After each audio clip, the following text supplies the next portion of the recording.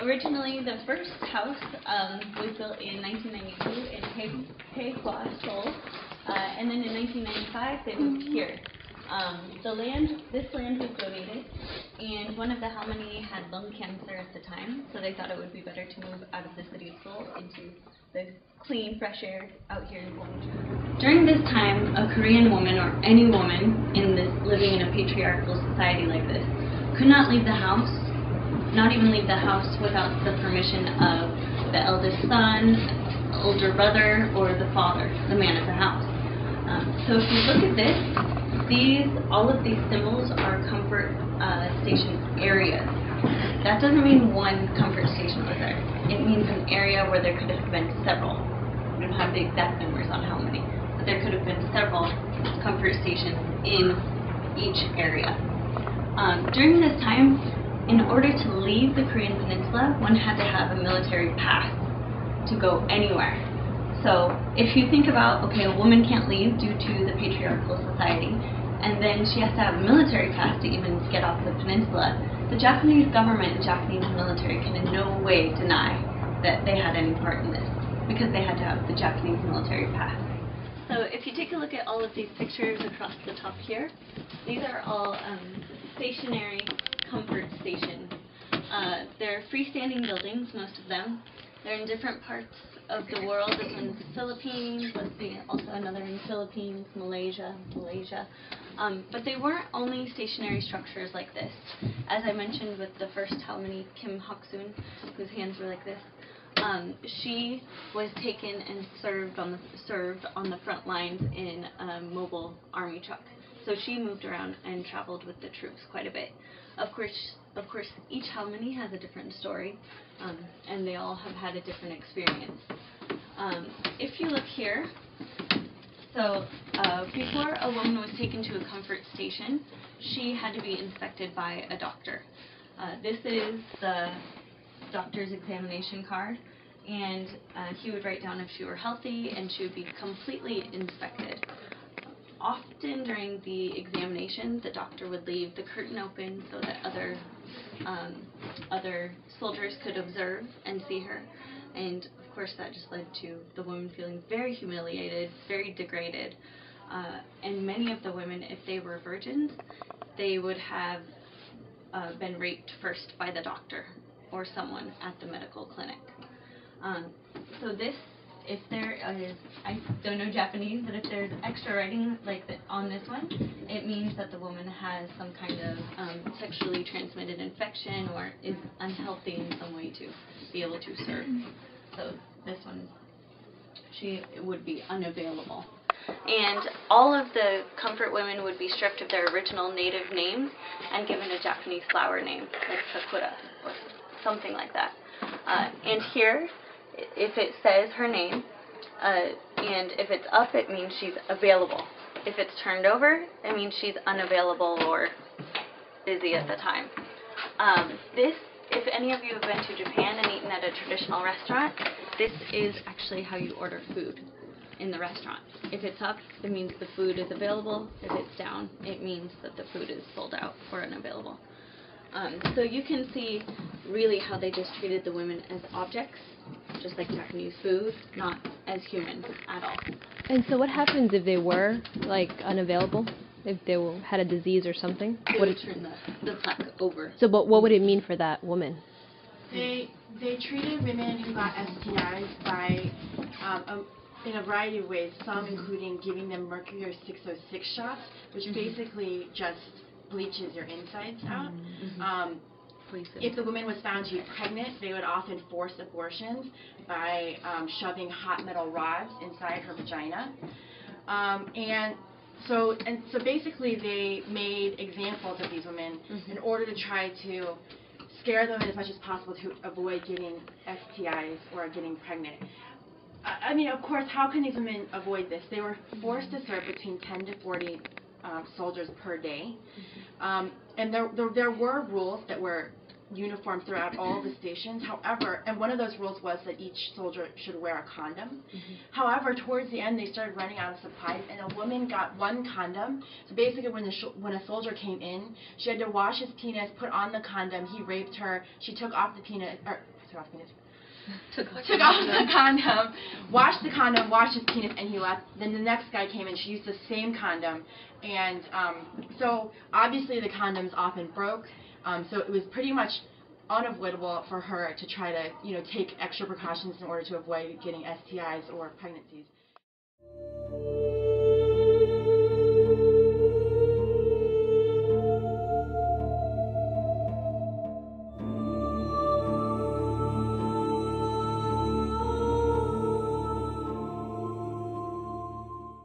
Because it's too dark to...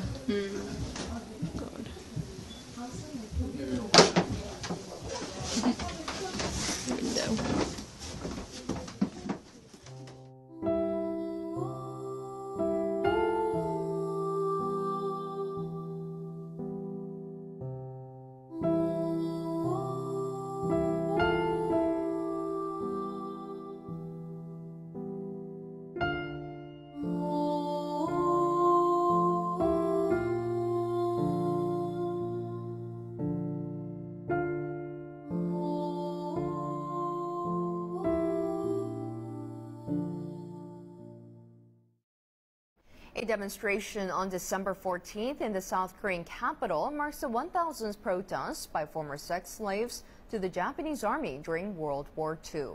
The elderly women, also known as comfort women, have held the Wednesday protest every week since January 1992, demanding an official apology from the Japanese government and compensation. Yoo Jin-jung has this story from Seoul. In front of the Japanese embassy in Seoul, former comfort women braved the cold weather to join this peaceful rally. A crowd of 3,000, including ordinary citizens, students, celebrities, and nuns, came out to show their support.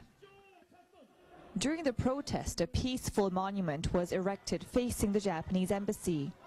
A 1.2-meter tall statue of a young girl made to reflect how young the former comfort women were when they were first forced into sexual slavery at Japanese brothels. People shouted towards the Japanese embassy in one voice: apologize and compensate. Today is a victorious day in history for the victims. People in different countries protested together, and the thousands of citizens who came here today are also evidence of the victory. The elderly Korean women, now mostly in their 80s and 90s, have held this rally every week through rain or snow for the past 20 years.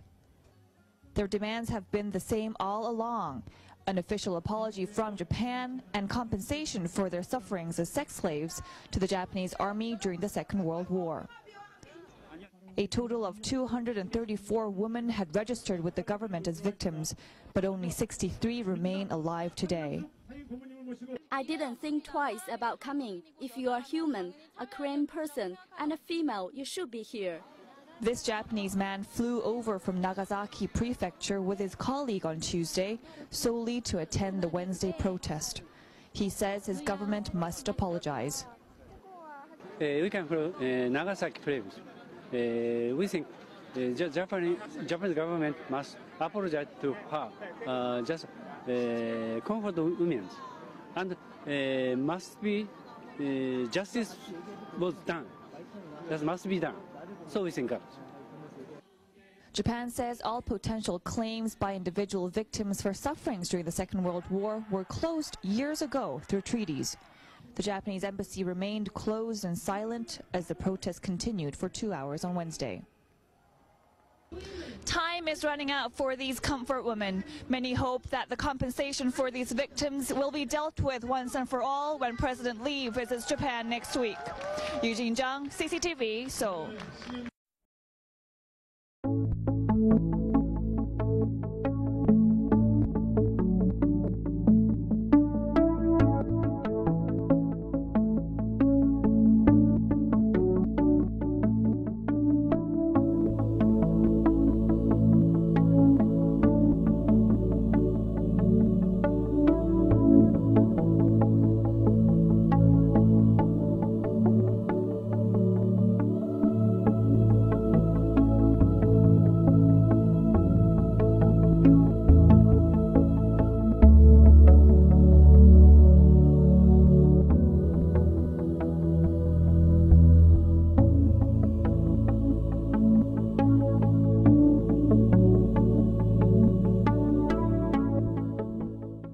이 사람 처음이잖아.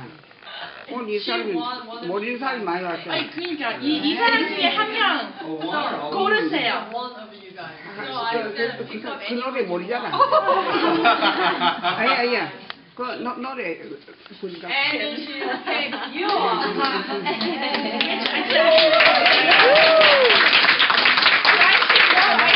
I sing this song every time for you, and she said, and so I said, why don't you pick someone else? And she said, I would pick you. And 할게요. 장가이들이 놀면 다 해야지.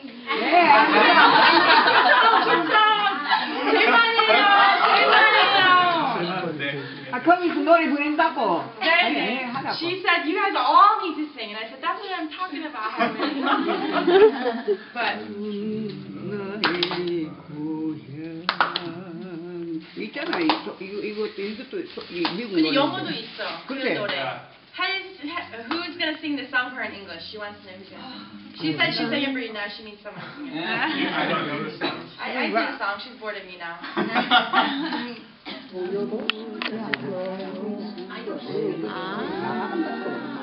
She needs to know. 진짜요?